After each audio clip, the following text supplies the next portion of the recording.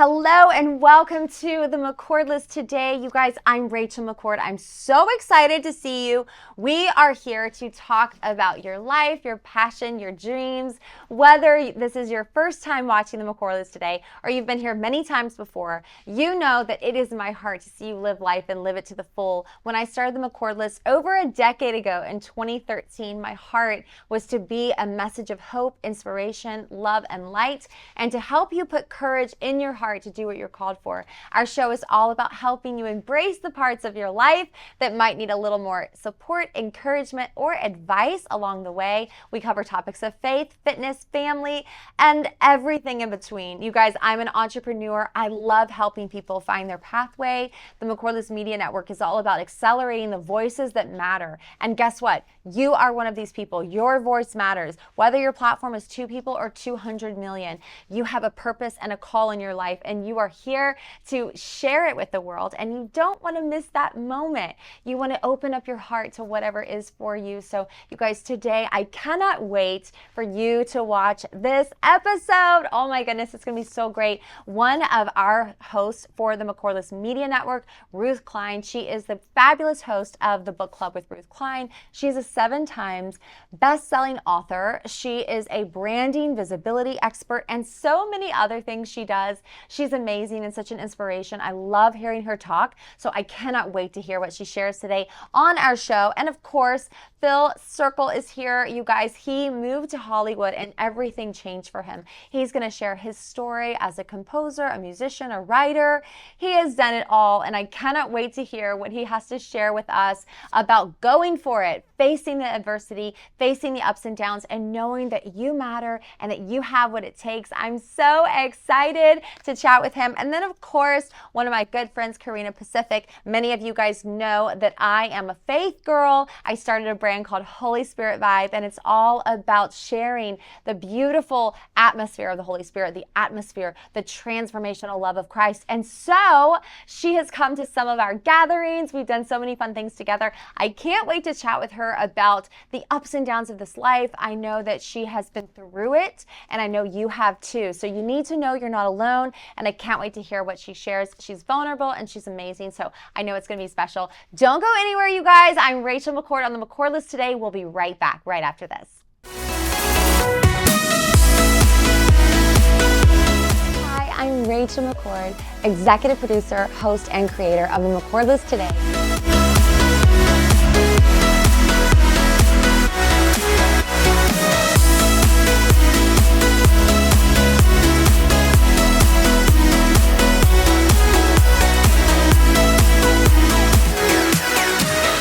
Welcome back to the McCord List today. I'm Rachel McCord, your talk show bestie, and I'm so excited, you guys, because one of my dear friends, Ruth Klein, is here. 7 times best-selling author. Hi. Hello, so great to be here. I am so excited. You have been doing it all. You're also a branding expert, so you're helping people with marketing, sharing their message in the world.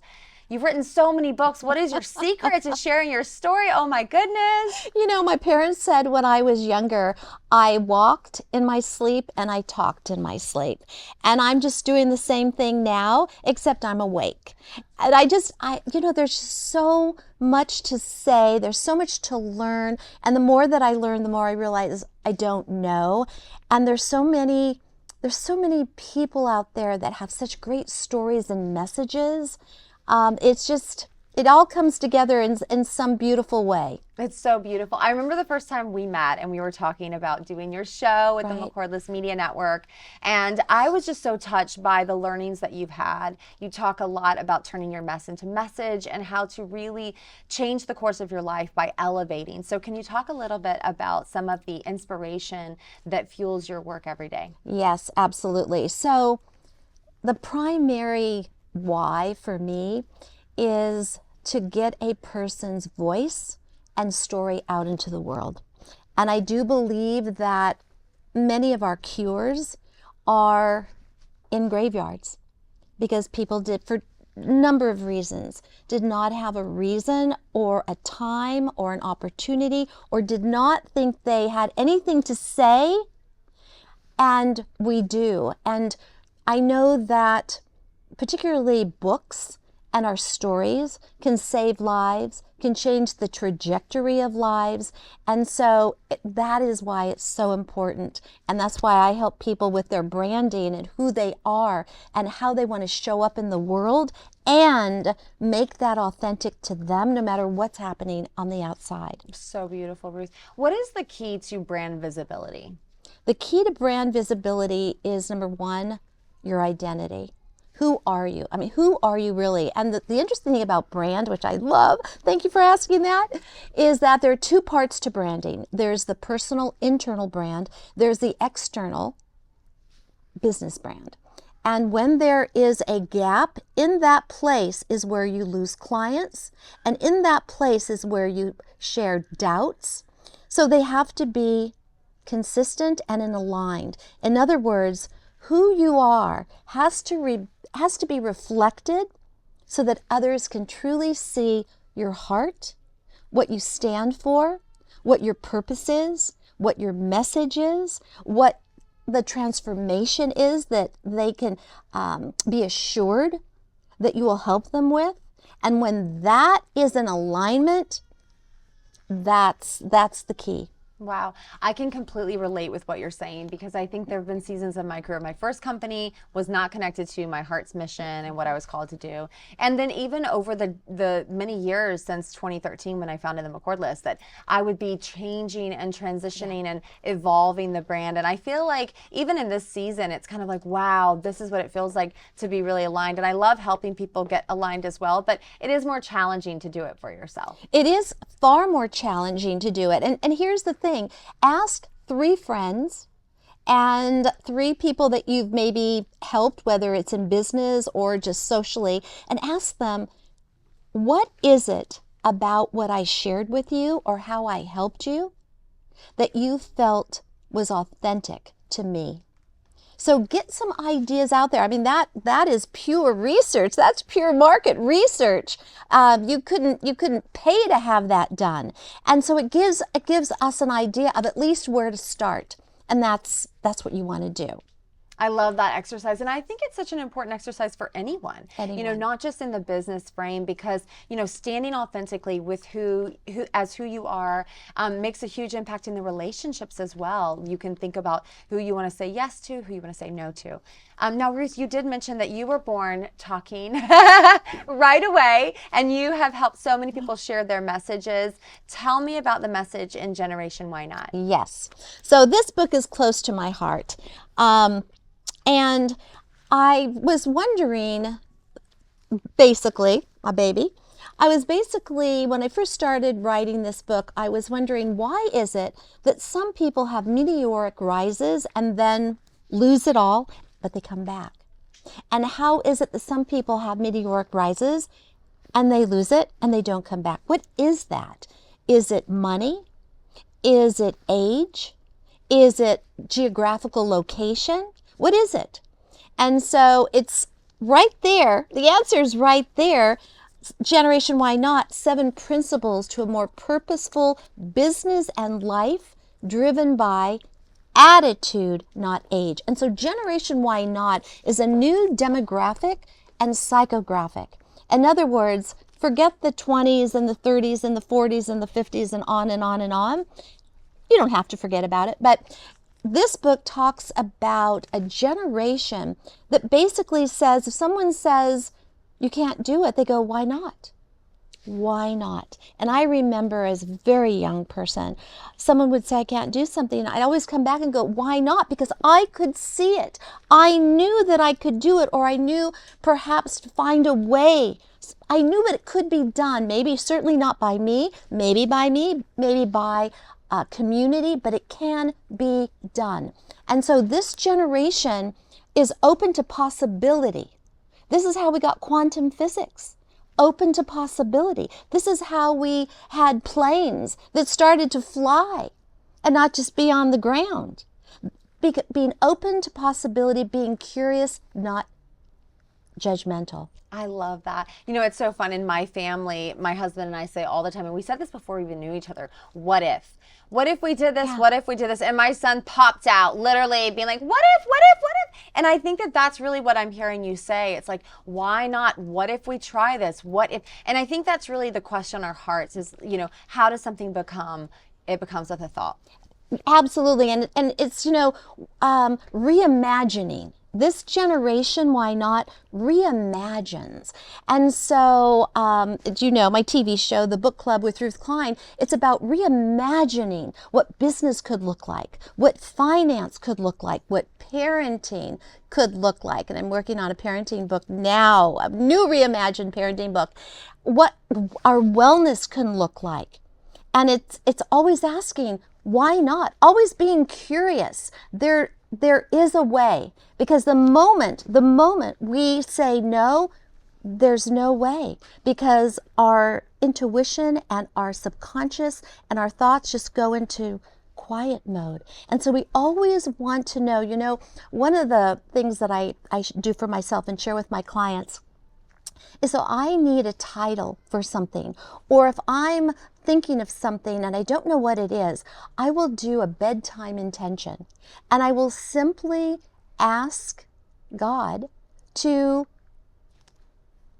have a download, to give me a download, so I will have it. And almost always there's what I call a divinely gifted download, and I know that I'm supposed to now use that, because it's going to come through me and out. And so there's always, the bottom line is, there's always a way. There's always a way if you stay open to possibility, if you stay open to curiosity versus judgment. And this book is really about, this generation is about looking through a different perceptual lens. A different perceptual lens, a lens that is far more loving, a lens that is connected more to spirit, a lens that is, I can do this. I may not know how to do this, but I know somewhere around the corner, I can do this. And if I can't do this, I'll run into the person that I can ask. So beautiful. Wow. I love what you're sharing. I love the message of Generation Why Not. I think it's such a message on our hearts for now, to be able, for such a time as this, to see what's possible. Now, you talked about the book club with Ruth Klein, and I want to get the digs. I'm so excited. I personally am invested in this journey. So yes. Let's talk about your show. Yes, you are definitely personally invested. I am partnering with the McCord List. Yay. So I'm really, really excited to have this TV show, The Book Club with Ruth Klein. And I think the more important part is, everything I've done up until this moment in time is going to be represented on that show. I get the opportunity to interview thought leaders like yourself, thought leaders who've written books, and thought leaders who may not have written books yet. However, they have a book that has made an impact in their lives. And it's the ideas, I'm so excited to hear about the new ideas, the new transformation, the new studies, the new research that's happening in business and finance, in parenting and wellness. And there's so much, and I'm a learner, and I will always, God willing, be a learner. And so I get to learn as everybody else viewing with my interviewees. So I'm really, really jazzed. I'm wonderfully pleased to be partnering with someone who, I've often said to you, you walk your walk and you talk your talk.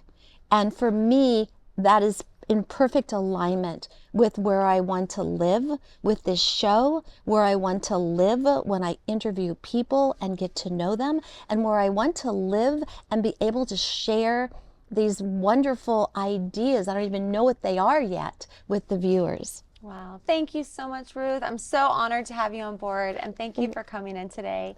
You guys don't go anywhere. We'll be right back with the McCord List today. I'm Rachel McCord. Welcome back to the McCord List today. I'm Rachel McCord. I'm so excited, you guys. I am sitting down with Phil Circle, musician, composer, writer, educator. Is there anything you don't do, my friend? I'll think of something. Yeah. Build cars or something. Yes. Play Oh my football. goodness. Yeah, Yeah, whatever it needs. something. Yeah. So it's all communicator based. It's whatever I can do to communicate. I love So that. What mission and what message are you trying to communicate in the world? that's a fantastic question. I believe with absolute certainty that everybody has unlimited potential and that everybody has a talent within them. That when you help them uncover it and nurture it, they're absolutely unstoppable. I've learned that partly from my own experience as an individual, partly from my experience as an educator, watching students early on where I was like, I don't know if this guy's got it or not. And then they'd always prove me wrong because I'm so driven to see other people enjoy life as much as I do, to create value in life at all times. Wow. Phil, what do you think are the big things that hold people back from understanding their limitless potential? Their own self-doubt and believing that that means they can't, when our self-doubt and the obstacles that we encounter in life are actually training us to be better people. Um, I have a long list of things in my life that could have had me believing, and in fact often did in the moment have me believing that I was not a good person or not a capable person. But because I can't stand not continuing to move forward, I always proved myself wrong. And that's where I believe so many of these things. I watch it in myself and others. So when we listen to other people's opinions, which are often unsolicited, people walking up to me at a show, you need to blah, blah, blah. And they don't even know what they're talking about half the time. They've heard it. And so there's something not clicking with them. You're not connecting to their hearts usually. There's something that isn't happening for them. And they want to help you explain it. But if you take that as anything more than a message from the universe to go examine yourself and your work, then it becomes this weight that you carry around with you, this like rocks in your pockets or something, that continues to hold you back from your potential. Wow. And you have to continue to punch beyond the board. The only thing I ever learned in martial arts, because I took it for like a minute when I was 14, was how to break a board. And the sensei, the teacher, held the board up in front of his face and said, break the board. And you're like, okay, and you hit the board and it hurts, and you don't break it. And then he says, now hit me in the face. And you go, but the board's in the way. And he says, yeah, exactly. Aim beyond it. And as soon as I did that, pow, I was like, breaking boards. Let me keep breaking boards. And beginning to learn, these simple little lessons really, to understand, but then to apply them with an unshakable core, And so that's, I think, the other thing that holds people back a lot. Wow. They don't recognize who they are, that they have a purpose in life. Again, maybe they've listened to other people. Maybe they've been pushed down in some way or another, and don't see that your movement forward creates friction. So that they see the obstacles and hardships as preventatives when they're actually enablers. Wow. So, Oh my goodness. If I wasn't mic'd, I just want to give you the biggest hug. I agree with everything you just said. If you haven't already written a book, Aim Beyond is the title. okay. Right? It's I'm on so good. Aim Beyond the board is such great advice. I think so many times we find ourselves stuck because we're only looking at the obstacle and to push past it. Now, what advice would you have for someone who has those rocks and needs to eliminate them to live that purpose-driven life they were called for? Drop the rock is something they say in alcohol and drug treatment, which I went through, one of my great obstacles, happily clean for a long time now. Okay. But and that rock is is of course a metaphor for the things that the beliefs that are mistaken. Any mindset training that I got, and I encourage people to do that as well. Go talk to people, get coaches. Find a spiritual practice, but that can literally be like, I see human spirit. You can't deny that humans have a spirit of some kind. What you call it's entirely up to you. I call mine Buddhism. So it's we all have it. Islam calls it the original holiness. The Christ consciousness. Whatever you want, call it whatever you like. But it is undeniable that humans have a spirit, because when you hug somebody, you feel that. It doesn't seem like it should be tangible. you know, and something drives somebody to move forward, to fight in life, and that's their spirit. So latch onto yours, call it whatever you like, give it some framework, and deny the weights that other people have put on you. And then listen to the people who are the voices of your universe who say, I have 100% confidence in you. You know, you were put in my life to do this. I was told that by a guy who I'm writing a screenplay for. I never wrote a screenplay before.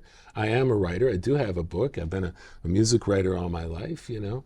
But, but he told me that and right after I was having doubts. I'm like, what am I thinking? I'm not a screenwriter. You know, him and another friend of mine came and said, yeah, you can do this. Everybody can. Everybody does, you know, when they stop listening to the negative voices or take the negative voices as a challenge. I love that. Yeah. I always say it's so easy to listen to a voice. Why are we choosing the negative one? It's the same difference to believe that you can overcome as it would be to believe that you cannot. So why not believe the positive side? Now, I know you're originally from Chicago. You have a school there. Yep. Can you tell us a little bit about that program? Yeah, so Phil's Circle Music in Chicago in the Flatiron Arts Building in Wicker Park. Is a school for adult musicians, whether they're absolute beginners or they are professionals. We coach them, and we have classes that are never more than 4 people because everybody needs the attention and the mentoring. That's my method. I mean, we got awards. They're about 5 years in a row. We were rated as the top school one of the top schools in Chicago, and it's based on all the stuff I just talked about. You know, that somebody comes in, I've had people come in who never picked up a guitar before in their life, and a year later I had them on stage playing professionally. They did the work, but I gave them permission, and sometimes it's all we need to do. Educate means to open, not to cram full of, so we constantly try to open people. And there's an online store attached to it, philcirclemusicstore.com, and I'll be back there. I go back there regularly and do some events and things. And I have 2 teachers there, one who was a student of mine, and then one who's a contemporary of mine who I partnered with, who run the place while I'm here in LA doing all these other things, That's beautiful. Thanks for asking. Yeah. Now, how did moving to LA change your journey? How did it change your creativity? In absolutely every way that I could not have planned or thought of. It's amazing. I look back on my life and, excuse me, at age 59, right? And I look back to like when I was 22 and when I moved to New Mexico for my health, because I've been asthmatic all my life. And it was so hard, the 3 years I was there. And I look back on it fondly because it was formative. I know I'm going to look back on the 3 years I've been in LA so far in the same way, because I had a good career in Chicago. And I came here, to join my wife, who was already here working in acting and film. She's a filmmaker. And I thought, I'll do all the same things I did in Chicago. And boy, was I wrong. And life presented me with all these other opportunities the minute I said, oh, I already know what I'm doing. I'm an award-winning, music coach. I know what I'm up to. I have a lot of success stories from my students, and I still love doing it. But I'm not expanding my life if I continue to do the same thing. So I'm a firm believer in constantly expanding our lives. Continue to do the things you absolutely are unsure if you're capable of doing. And this is how you stay young in heart, even with whatever aches and pains you may have. You're young at heart, and then you continue to expand and become curious. Like I was sitting here while you were interviewing Ruth Klein, and absolutely brilliant material, right?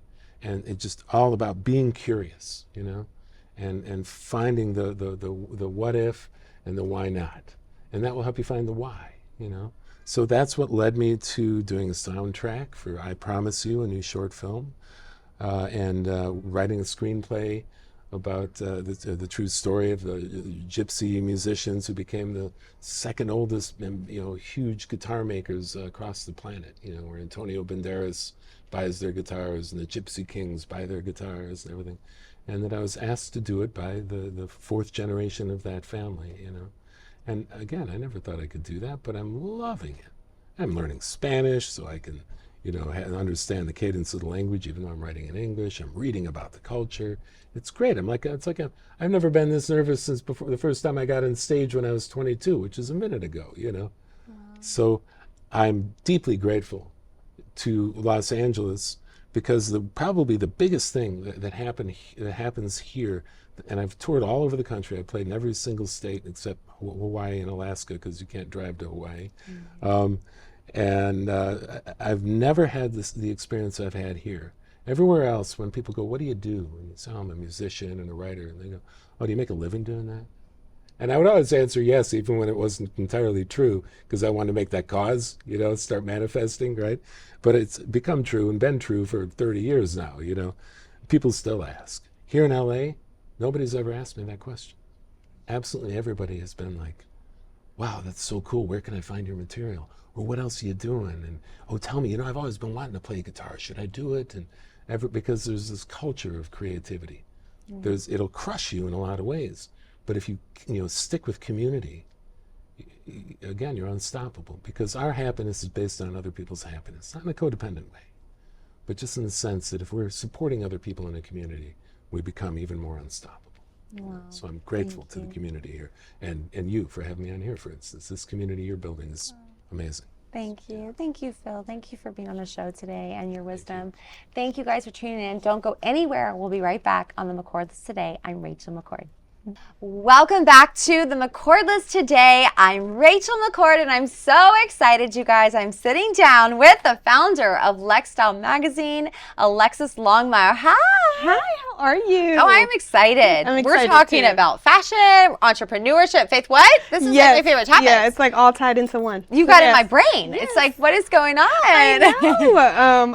I'm such a big fan of you. So like in your story and just your dedication and obedience to God, I'm like, love it. And then somehow fashion, you're like super fashionable. So I'm just like, amazing. You are so sweet. You're Thank you so amazing. much. What an honor to have you here. Thank you. I want to jump right in. You have had such a beautiful journey. Tell me what's inspired you to found this cool magazine. So at some point in college, I would like to say like my whole journey post high school was really God and me like chasing my dreams. So the college I chose to go to, the jobs I was getting, it was all based on like this vision I saw for myself that like wasn't my reality. And so towards the end of my college experience, I was applying for internships like crazy and I was not getting any of them. And I was applying as a buyer. And God was like, you're not gonna be a buyer.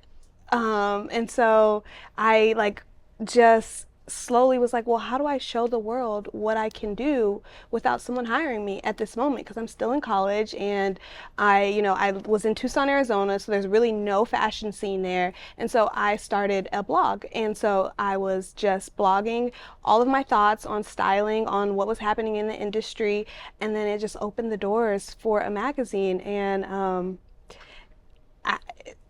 the inspiration just came from like not being able to have a seat at a table and to feel like I wanted to be included in something that I wasn't. And I remember a stylist and mentor that I talked to in my freshman year was like, go work at a magazine. And I was like, well, I'm just gonna start one. And I just started it and didn't know what was gonna what it all entailed and like what a big giant it took to run a magazine, but I was just like, I'm not going to be afraid. I know that God's on my side. I know that if I do fail, he'll pivot me. So it's been one big journey. Whoa, that's so inspiring. And I love that you're like, I'm not going to go work at one. I'm going to start one. Like, you are my kind of girl. I love that. And I love that you've really let God lead your ship because, I think it's interesting working in entertainment and kind of doing these things in mainstream where you're doing all kinds of stuff, but then having yourself rooted in something that's bigger than you is so powerful. And I feel like for me, my personal journey, having my heart surgery and having all these things come up and just knowing that at the end of the day, he would work all things together for good. And I think that's really where there's like that peace that passes any logic and understanding. And it's I think to the outside world, people look at you like you're crazy, right? Because you have this peace and you're moving in it, but it's kind of a inside route and you let it guide you and then eventually, it all comes together. So 100%. I was recently, this is so funny, but I was recently like headed somewhere and I just had this idea in my mind that I was just going to go to a hotel and have like this like leisure Rachel experience. And I was like, that is so unlike me because I'm such a homebody. I have a Chihuahua at home. And of course I have my hubby and my son, not in that order. But, you know, it's like I'm always snuggling with my Chihuahua. And I'm like, this is the different vibe, you know? Like, Rick is going to be like, what? Anyway. I gave you a disclaimer. That. Yeah. Yes. He deals with ADHD, so he'll probably check out before he gets to this part of the episode. But anyway, so basically I'm like, this is so unlike me. Well, fast forward like 5-6 hours later, and my husband tells me that there's like a tsunami watch in our neighborhood and that we're being advised to leave. And I'm like, oh my goodness, well, that's a little abrupt. But the normal AAA type personality that Rick calls me that I am would just be like, well, we need to do this. But my Rachel now, who like stands in faith, is like, well, what is God telling us to do? And so it was so wild because my husband, I was like, let's just pray, you know, and he starts praying, and instantly I remembered imagining my Rachel-cation at this hotel, and I was like, it's so giddy. I like interrupted the prayer, like, oh, God told me I'm good. Like, we're going to the hotel. And it's so weird because, I mean, praise God, everything was fine in my community, but what was so wild is because I ended up staying at this hotel, it set up this meeting I really needed to have the next day. Wow. Isn't that wild? That is wild. And you think about where did that interception come from? God. 100%. And I think that's really where we start to find that in so many of those moments of just like trusting the Spirit and just kind of moving, you start to be like, oh, actually, this is way better. Because I could not have planned that. In your best strength, because I did the same thing I would have done if I was in fear, but I wasn't feeling fear. And I think that's really the invitation. Yeah, that's a difference in your spirit for sure. And I think, you know, they say God didn't give us a spirit of fear. So when you pray out of fear, it's almost like doubt, right? Yeah. It's like, well, if he doesn't fix it or this doesn't work, then like I was right to be fearful. But when you move with intention and you move with the idea of like good or bad, he's here.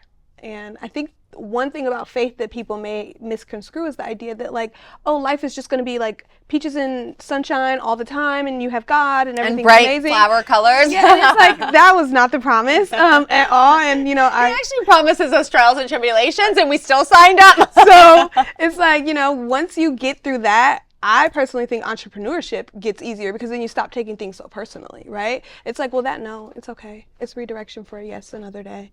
Or that no just meant that I'll build a relationship with that person and then one day that yes will turn into something. Or you try to think about why were you able to meet those people? It wasn't always to build your business, but you may be needed for a season in their life. I like to say I have the gift to help. So sometimes there are people who have nothing to do with fashion, but I am still needed in their life. And so that's work that God's doing. And it's like maybe down the line later, it'll benefit me. But I like to say that, you know, you never know. You never know why you're put in the place until it's like, oh, light bulb. 100%. That is so beautiful. Yeah. Okay, so what would you say to someone who is trying to live a more faith-led life? Maybe they've been a little scared and they're just tired of what that's been returning for them. What advice would you say to listen? I guess this sounds very harsh, but the reality is like, what does being scared get you? It doesn't get you anything more than being hopeful. Right? Like you can be afraid and you can just be stagnant and you can have no action and that's fine. But then you'll wake up every day and you'll be like, okay, well, I'm still upset. I'm still sad. All these things are still here. They're still happening. And so when you lean into faith, it's like you take that step. It may not work out, but it didn't get you any less than what you already had, which was to some, you know, nothing in their perspective. But then when you continue to walk and it's like 1% turned into 10%, then maybe, you know, that's when you start looking at faith. Like, well, I took those 1, 2, 3, 4, 5, 10% without any idea of what was going to happen, maybe even sacrificing some things. But I'm farther than when I just had nothing. So that's my advice, honestly, is just the reality that like staying stagnant and doing nothing really isn't as beneficial as you think. And then also, faith without works is dead. You can't expect that like you're just gonna like wake up and be like, I'm a millionaire. Millionaires didn't wake up and become millionaires unless their parents, you know, like it's like someone worked for it. So we have to like understand that like as much as you want to have faith and you want to pray and you want to hope for all these things to happen, there are steps, whether it be therapy, whether it be different schooling, whether it be like learning different things so that you can take this next step. Those are all things that you still need to do. It's not like, oh, God's just gonna like wave his magic wand and it's all fixed. So yeah, I love that you said that verse, because I think about that a lot and how we move as entrepreneurs in life. It's really about thinking, if I have faith in myself, right? Because I have faith in God that's bigger than that. Yeah. But let's just say, like in a human world, I have faith in myself. I'm going to invest in that platform that I think is going to serve this client with this service I want to provide. And I'm going to invest in that publicist because I'm going to get that press, or I'm going to invest in my resources to write a book because I believe that something's going to come from that. Yeah. It's, in my opinion, the same thing there. It's like, if you have faith, then you move in that direction. Like, I have faith, so I decide to go and lean into community and to go to church and to go places where I'm feeding my spirit because I have faith. And I think that that's really the invitation for all of us, is like, if you found yourself crippled by fear or wondering what's going to come and what to do. And I think that there's so many incredible people who get put into our lives. And I think I call them God winks. Yes. They come right at the right time and they share the stuff we just need to hear. It doesn't even have to be overtly faith-based or non-faith-based. But I just believe that God is always there bumping us along because he loves us so much. Agreed. And for those who don't have faith, the beauty is God still loves you. So he's still there, which, you know, I think is amazing. And, you know, my biggest thing is to try him. Just try him. Just try. If it doesn't work, cool. Just like every other choice we have, we can change it. But in my journey, in my walk, in the fashion industry, you know, sometimes faith is left out of it. I can't move in a fashion industry that has no faith in it because I wasn't ever supposed to be in it. So I can't say that I've gotten here without that extra step of support, leaning on God. I feel like sometimes entrepreneurship gets lonely. It doesn't matter if you have other friends that are entrepreneurs. When you're doing something specific, it's hard to talk to other people about it, but then you lean on God. And he's all knowing, and he's all loving, and he's all powerful. And so, you know, we get that. I feel like I have a friend in him, and has helped me walk through this and opened so many doors and have just sent people my way. And essentially, like, he floats this fashion magazine. It's self-funded. So like, you know, like down to like days, there's a saying, you know, they say like God sends a check in the mail. I've literally lived days where I'm like, oh my God, you sent a check in the mail for me. And that's how I'm continuing this journey. So I can't necessarily say that I've done it without him, and I just encourage everyone to try him. I love you. Oh my gosh, will you promise to come back? Yes, definitely. I recorded your answer so you couldn't say no. Yes, definitely. Thanks for being here Thank today. you too. And thank you so much for tuning in. Don't go anywhere. We'll be right back with the McCord List today. I'm Rachel McCord.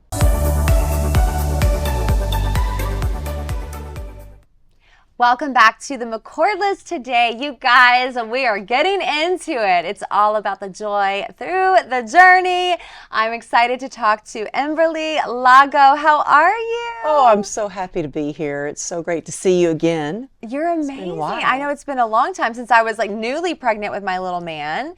And since then, I mean, so many stages, joy through the journey. Talk to us about your journey. You had a motorcycle accident, over 35 surgeries. Yeah, Tell us everything. Yeah, it's definitely been a journey, and you know, my life changed in the blink of an eye. I was, you know, had a successful fitness business, was doing fitness videos, infomercials, sponsored by Nike, and everything changed. I was coming home from work on my motorcycle and cruising along on Ventura Boulevard, and an SUV pulled out, T-boned me. I was thrown 30 feet, and I just remember sliding across the asphalt and thinking, please God, just don't let another car hit me. And when I came to a stop, I looked down and my leg was just crumbled into pieces and there was blood everywhere.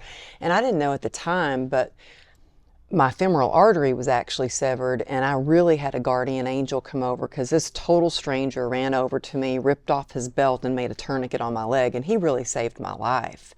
And so I was rushed to the hospital and it was just chaotic. And I just remember hearing this crying, this wailing, thinking, what is that noise? And it was my husband, and he is a former lieutenant commander with the CHP. I'd never seen him cry, and he was hysterical. And at that moment, I thought, I think I might be dying. And I yelled across the ER. I was like, honey, get over here. I need you to be strong for me. Because in that moment, I didn't know. I wanted to make sure that he was going to be able to take care of our daughters. And that's the last thing I remember before I was put in induced coma. And I was in a coma for, I guess, a little over a week. And when I woke up, the first thing I learned was they said, we're so sorry. You've got a 1% chance of saving your leg from amputation. It's like a war wound, and we need to amputate. And my first thought was, oh, wow, so you're saying there's a chance? There's a chance, you know? And I said, we need to find a doctor who's willing to take that chance with me. And let me tell you, it took a lot of prayers. And by the grace of God, I got transferred. Dr. Wiss did surgery after surgery after surgery, and they saved my leg. And it was in and out of a wheelchair, but it's been a journey because I felt like I lost myself. I'd lost my career. We had $2.9 million worth of medical expenses. I was the main breadwinner of the family, and now what were we going to do?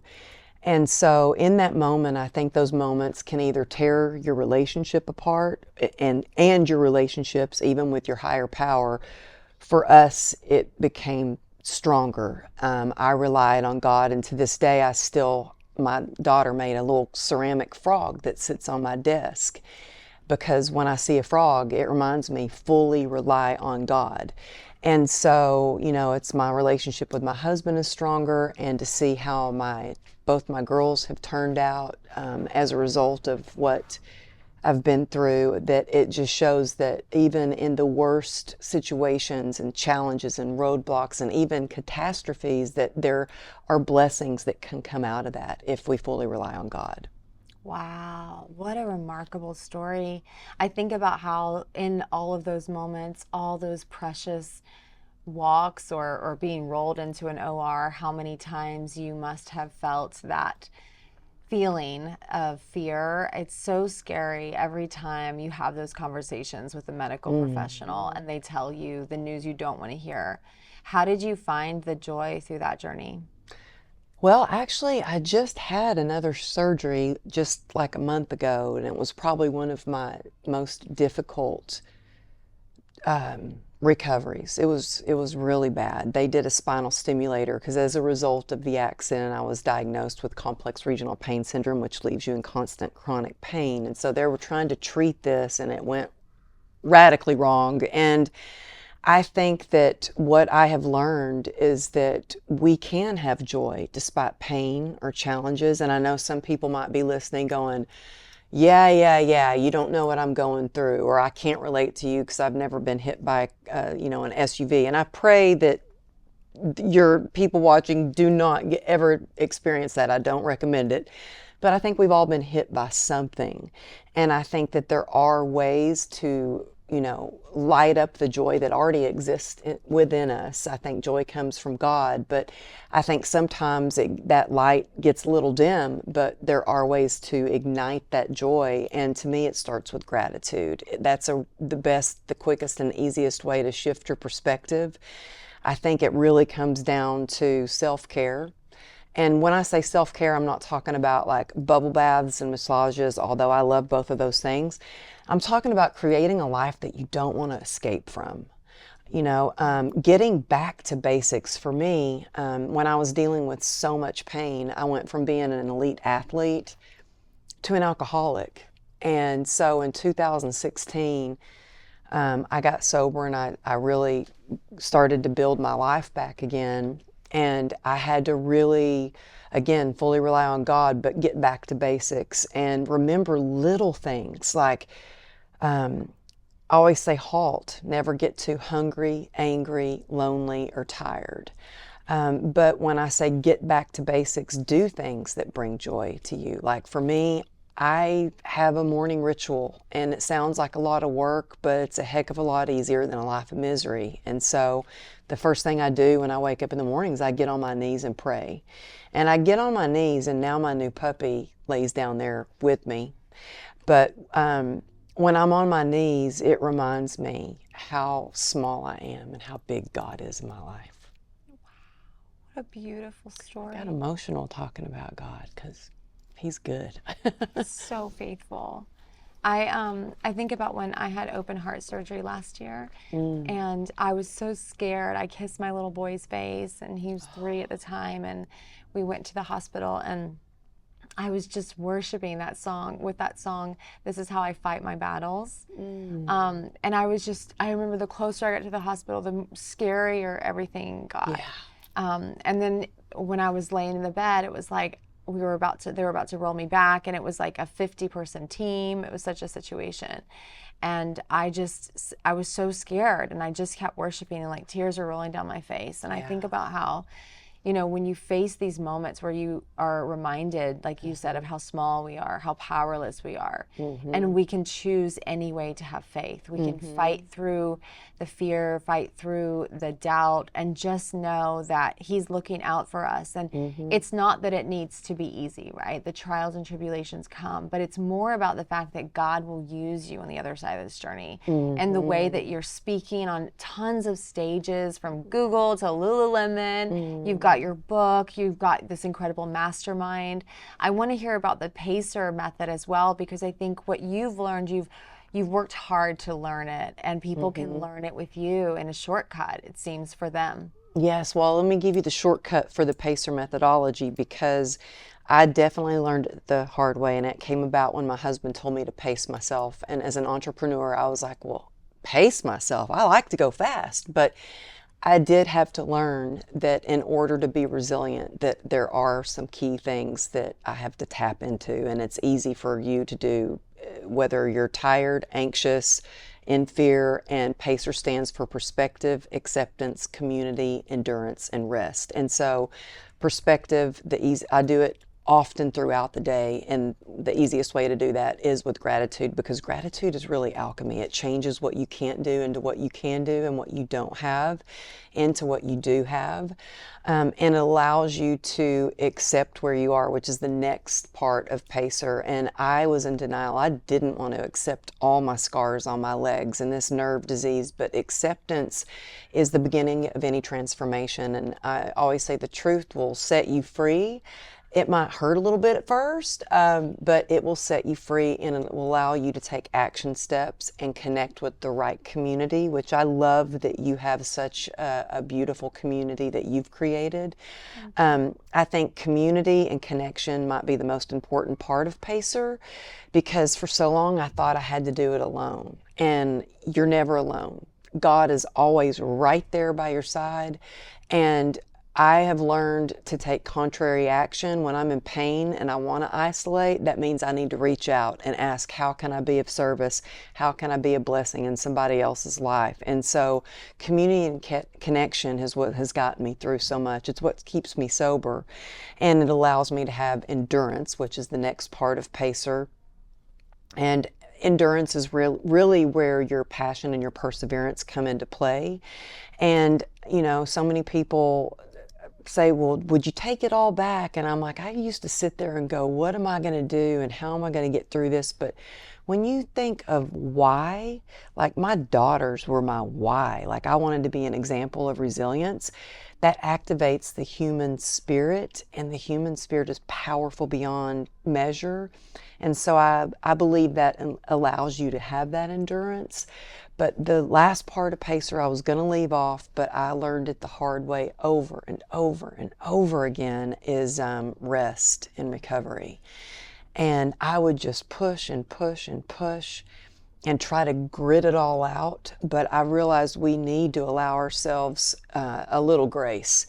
And so resting, meaning sometimes strategically planning times to rest and recover. And I think it's to be resilient is if you make it a part of your business strategy, even to sleep. I think you were wearing an Aura ring. Are you wearing a ring? I am. Yeah, I don't have mine on today, but I'm like, oh, yeah, she's paying attention to her sleep.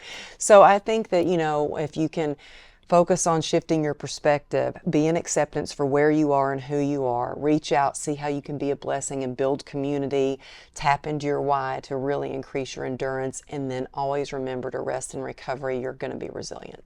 Wow, what an inspiration you are. Amberly, thank you so much for being here and sharing your story. Oh my Sharing goodness, this you're amazing book. amazing. I Thank adore you. you. Please come back a lot.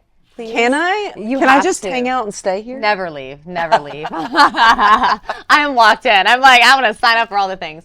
Thank you. Thank you. All right, you guys, don't go anywhere. We'll be right back with the McCord List today. I'm Rachel McCord. Welcome back to the McCord List today. I am Rachel McCord. You guys, this has been such a special episode, and we are not done yet. Jen Metasana is here. Hello. Oh my gosh, Rachel, I'm so excited about this. Thank you so much for having me. I am excited. Oh my goodness, you are doing all the things, from podcasts, from writing books. You are helping people find purpose and passion. It is so beautiful. Can you talk a little bit about your brand? Oh yeah, of course. Thank you. Well, it's kind of, as you were saying that, you don't say that back to yourself very often. And so when someone else says it to you, you're doing all these things, it kind of hits you. Yeah, I guess I am doing all these things. But I have just been on a journey for the last few years. I found an amazing mentor who was just on this show, who really helped me step into that version of myself that I knew I always was, but just didn't have the courage or the support to go do. And so, I'm an entrepreneur. I own a restaurant business here in Los Angeles. My husband and I have been in business for 14 years. I had a background in media marketing. I've done a lot of different things in my life. I've worn a lot of different hats, and I'm a mom as well. And so it got to a point a few years ago where I was realizing that I still hadn't really scratched the surface of what I was capable of doing and what I was capable of becoming, and kind of that version of myself that I left behind several years ago. I wanted to be a broadcast news anchor. I wanted to be sitting in these chairs interviewing people like you. And I had kind of abandoned that dream. And so when I remembered that after a panic attack in the middle of the night, I decided I got to go for it now. Life is too short. It's never too late. And you have to step into that version of yourself that you're meant to be in order to really have a fulfilling life. And so when I found Amberly Lago and started on this journey, it just took off. And I'm doing all these things because I really do believe in the power of stepping into your intuition and listening to that voice from God that's telling you, I put you on this earth for a reason, and follow that with everything that you have. Wow, what a beautiful inspiration. And I want to go back to that moment when you were having that panic attack, because I always believe that it is in those darkest moments the breakthrough happens. And I talk to a lot of people about that as well. Like, you can't have the breakthrough without the break sometimes. We want to breeze past that and not have them, but when we have them, when we identify them and realize it's an opportunity for growth, the next time when we face another one, we feel empowered. So can you talk a little bit about what you think led to that moment of panic? Yeah, it was, we had just survived the pandemic in our restaurant business. We had lost almost $500,000 of our own hard-earned money, had to close one of our restaurant locations. My husband was not doing well emotionally and mentally, and I was taking on a lot of the burden for that. And I was a mom of 2 young boys, a daughter that was off in college, and I was just feeling all the pressure, and I wasn't finding joy in my daily life. But yet on the outside, it was like everything was fine. And no one really knew what I was dealing with and bearing on the inside. And so after a few years, got through the pandemic, got our restaurant business back moving again, and things were starting to look better, I couldn't figure out why I wasn't feeling better. And that's when I woke up in the middle of the night with a full-blown panic attack and couldn't breathe. And my husband was actually sleeping next to me, and I was trying to be so quiet because I didn't want to wake him in that moment, because I was just tired of worrying about everybody else. And I wanted to be alone in this moment and finally feel my feelings and not try to make it okay for someone else. And as I realized I wasn't having a heart attack, I realized it was a panic attack, and I started to pray. And it, after about 30 minutes of lying there crying and praying, I started to fall asleep. And somewhere in between asleep and awake, I had this very lucid dream. And I heard a voice. And it said, "You already know what to do." And then in that moment, I saw visions of myself as a young girl dancing on a stage, performing in my pink tutu. And then I saw a vision of myself in middle school performing in a play, and I was so alive in that moment. And I remember looking at myself and thinking, God, I loved that. And then again, on a podium in front of my whole school in high school, and I thought, what happened to that girl? I let her go so long ago.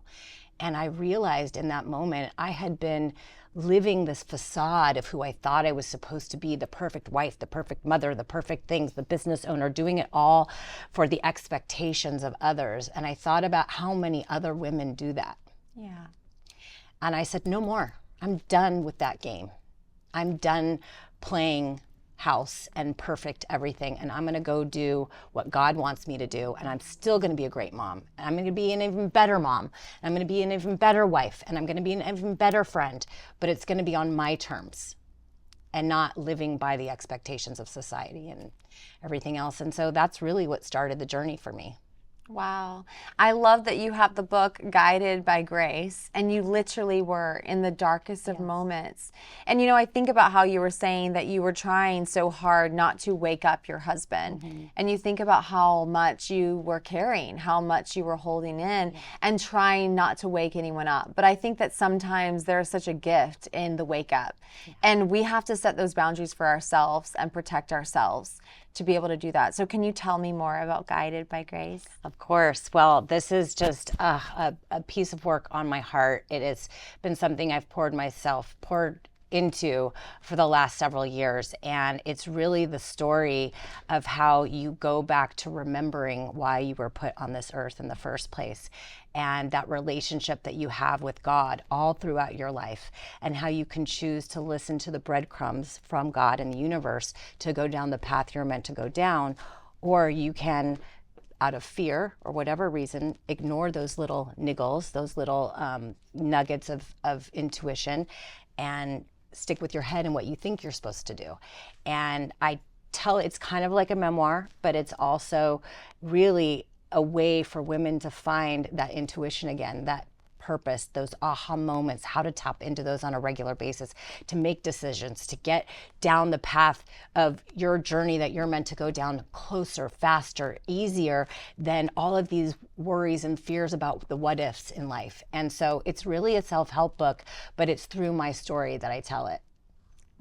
That's so beautiful. And I feel like it's such a message for right now. So many of us are feeling so lost and really just trying to find our way. And how beautiful that you've been liberated from this pressure to be perfect. I always think about that, how we try so hard to be perfect, but we all logically know that there's no such thing in a human realm. So we're all fighting for something that's impossible. Yes. And we're getting so frustrated we can't get there. And then we don't want to start until we're ready to be perfect. And we're never actually going to be there. It's almost did anyone audit that? Seriously, I have a Barbie doll. This is no joke. I have a Barbie doll, and I show all my clients when I'm on Zoom, I'm like, remember, only Barbies are perfect.